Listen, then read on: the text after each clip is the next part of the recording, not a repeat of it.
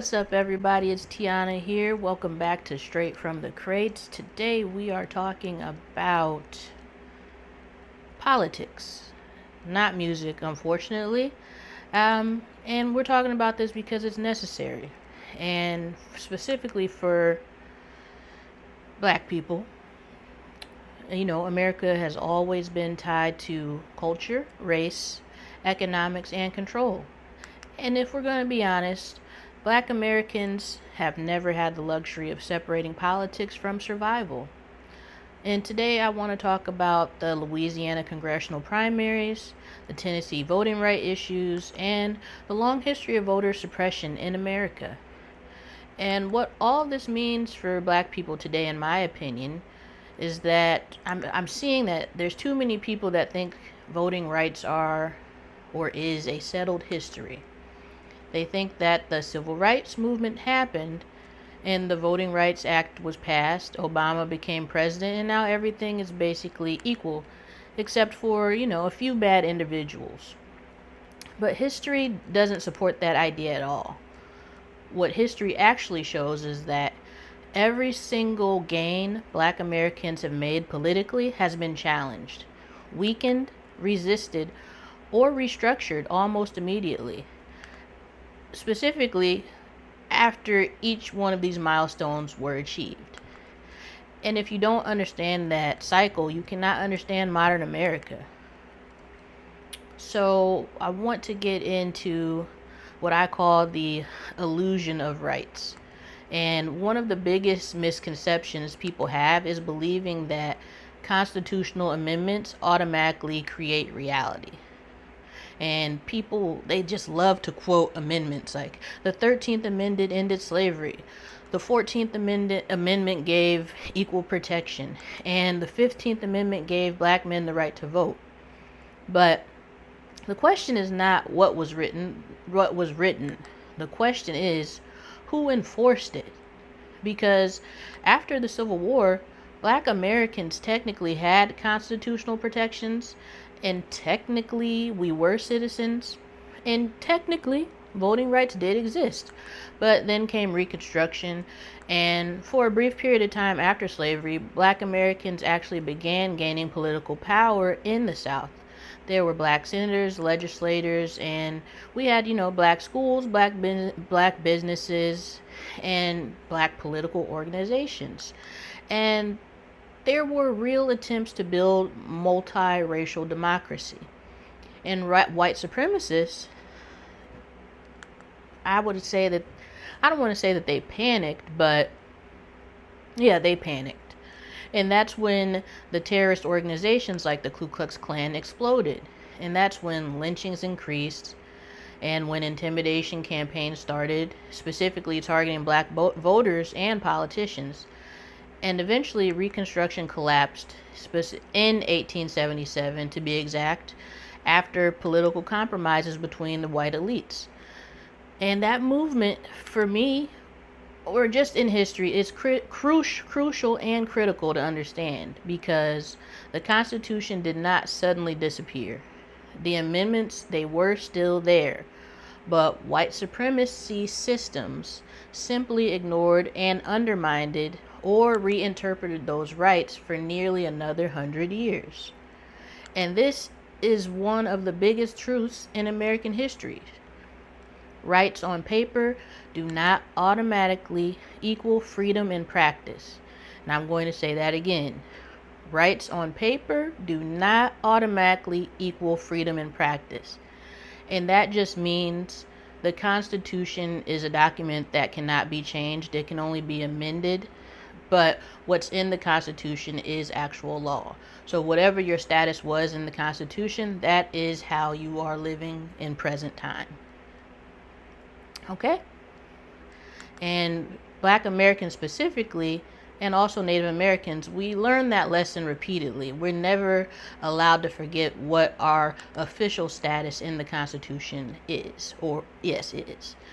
And when slavery officially ended, Southern states, they needed a new system of control. They could no longer legally own black people outright, so they built Jim Crow. And Jim Crow was not just segregation. People often oversimplify it. Jim Crow was a complete political, social, and economic system designed to keep black people powerless while maintaining white dominance. And voting became one of the main battlegrounds because white supremacist politicians understood something very clearly. Black people could vote freely and organize politically, and the entire power structure of the South could change if that happened. So, what happened is the states created barriers, specifically poll taxes, literacy tests, grandfather clauses, property requirements, selective enforcements, also violence at the polling stations, along with economic retaliation against black family, which oftentimes people would be fired from their jobs, or their houses would be burned down, or churches would be burned, and just basically lots of murder and intimidation. And people today act like voter suppression was subtle. It wasn't subtle at all. It was organized political warfare. And the reason this matters today is because modern voter suppression evolved from these older systems. The language changed, that's all. The presentation changed, and the strategy became more administrative and legalistic. But the core issue remains the same. It's all about political power. So, we're down to, the voting rights and the Voting Rights Acts. And eventually the Civil Rights Movement forced America to confront these contradictions publicly. And you had organizers risking their lives just to register black voters. And you had an event called Freedom Summer. And then there was Bloody Sunday in Selma. And there were so many civil rights activists and workers who were murdered. And all the pressure eventually led to the Voting Rights Act of 1965. And this law was one of the strongest voting protections in American history. And it was one of the most important parts of the Section 5, which required states with histories of racial discrimination to receive federal approval before changing voting laws. So let's think about what that means. So basically, the federal government acknowledged that there are certain states had such deep histories of racial voter suppression that they could not be trusted to freely change election laws without oversight. So that tells you how serious this problem is and was. And for decades, that oversight blocked many discriminatory changes before they could ever happen. But then in 2013, the Supreme Court decision Shelby County versus Holder, this happened and everything changed. And the court weakened the federal oversight formula used in Section 5. Some people argue that this immediately opened the door for states to pass stricter voting measures without prior federal approval. And after that ruling, we did begin seeing intensified battles over voter ID laws, district mapping, polling access, mail-in votes, and I'd say voter roll purges is what they call it, and also, which is basically the closing of polling stations. And again, if we notice that there's a pattern, how modern suppression often operates through administration instead of openly racist language. And that's important. We need to keep recognizing that this is all the same. This is nothing new. They're just they're using different tactics, but same outcome.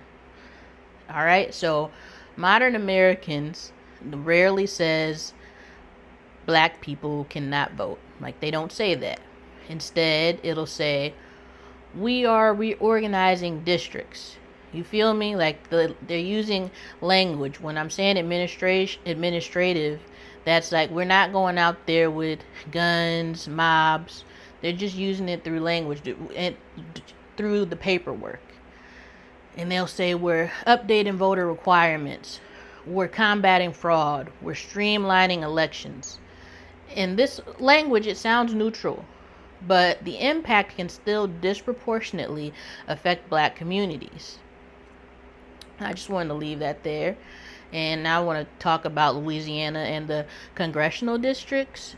So, Louisiana has a large black population, like one of the largest. I believe it's the third most blackest state in the country, besides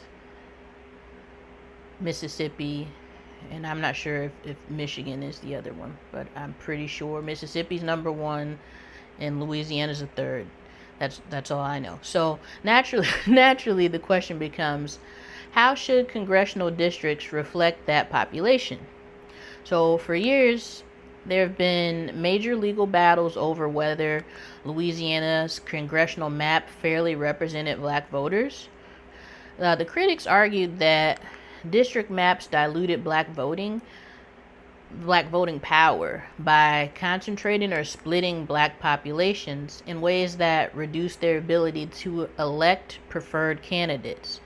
And this is called racial gerrymandering. And gerrymandering itself is one of the most powerful political tools in America.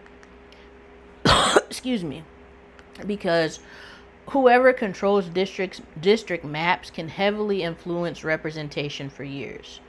People think elections are only about candidates. They are not. Sometimes the battlefield is the map itself. Who draws the lines?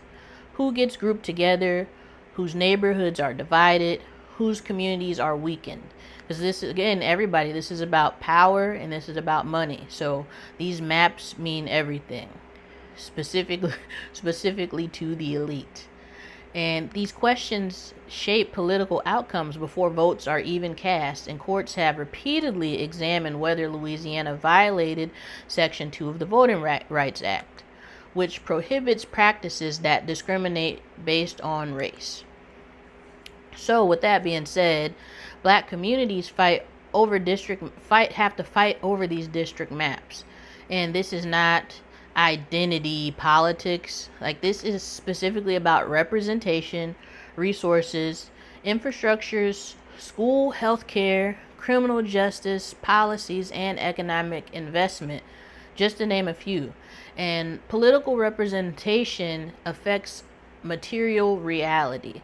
So when we don't have these seats, or when the map is divided, those black communities lose everything. They can become whatever life looked like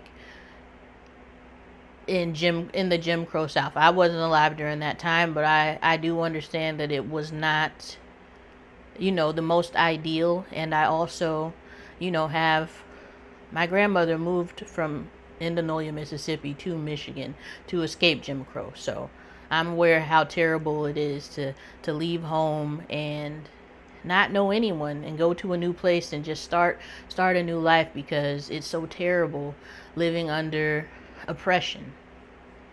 So I digress. Let's get back. Now let's talk about Tennessee, because this is another example of a broader political conflict a lot of people focus on, that's in the national headlines surrounding like black lawmakers facing expulsion after efforts and protests were related to gun violence. And for me, that's like total BS, because underneath all that is a much larger story about political power, race, and democracy. Tennessee has faced criticism and lawsuits over voting restrictions, felony disenfranchisement systems, and districting controversies. I'm sorry, some of these words are getting me tongue twisted.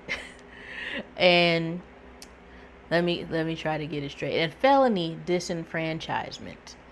And another major issue is people don't talk about that enough, because America has one of the largest prison populations in the world. And due to racial disparities in policing and sentencing, black Americans are disproportionately affected by the criminal justice system. But I do want to pause there.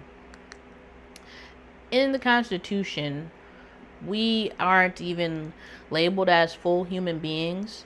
And remember, at the beginning of the video, I was talking about how the amendments are an illusion.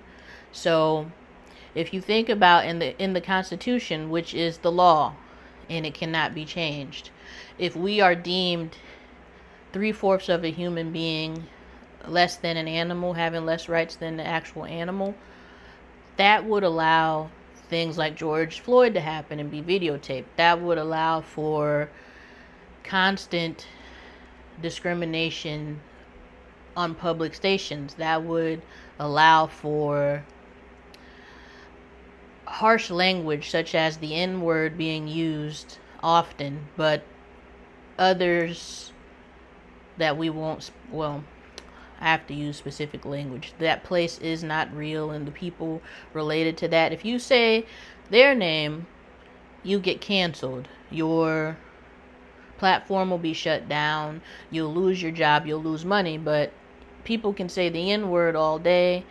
They can, end you or change your life in front of the whole world, and there's no consequences for that. And that's a direct representation of the Constitution and how we are seen. And that's also why we're able to be locked up, because once you violate the laws and become a criminal, you are automatically reverted to your constitutional state. And it does say that in one of the amendments. I'm not sure if it's I believe it's the 13th Amendment. But basically, you revert back to being 3/4 of a human being if you become a felon or commit a crime. So that's why we're allowed to be beat and that X word in the streets and in public places with no retribution, no justice, all because of that. But I digress. So I forget where I was at. We're talking about Tennessee and how these policies impact political participation. So again, politics connect to everything. And when I mean everything, it applies to policing, economics, housing, education, healthcare, and incarceration. So all the things that we need and all the things that we want to not be a part of, politics revolves around everything. So nothing exists separately. And historically, southern states have repeatedly used criminalization itself as political control mechanisms. Even after slavery ended, black codes and convict leasing systems essentially recreated forced labor through criminal law. People needed to understand American systems evolve. They rarely disappear completely. And I'm going to say that again. The system evolves. And that's what amendments are. It's an evolution of the Constitution. But it's still not set in stone permanently. So always remember that. And why this matters is that some people hear conversations like this and say, so are you saying voting doesn't matter? And absolutely not. I'm not saying that. What I'm saying is voting alone has never been enough. Black political progress historically required multiple forms of pressure simultaneously. So we had to vote, we had to organize, we had to get educated, we had to have economic solidarity, we had to do protests, we had to go through legal challenges, we had to utilize independent institutions and the media, we had to get community defense like the Black Panther Party, we had to build coalitions. And there was no single strategy alone that created change. And another hard truth is, many rights in America only became meaningful after people forced into institutions to enforce them. And that's why activism matters. And that is why civic education matters. And that's why understanding local politics matters as well. Because presidents get attention, but governors or governance matters. Judges matter. School boards matter. District attorneys matter. Sheriffs matter. And state legislators matter. Political politics often affect daily black life more directly than national elections. And if people ignore those local systems, power will concentrate itself in the hands of people who absolutely are paying attention.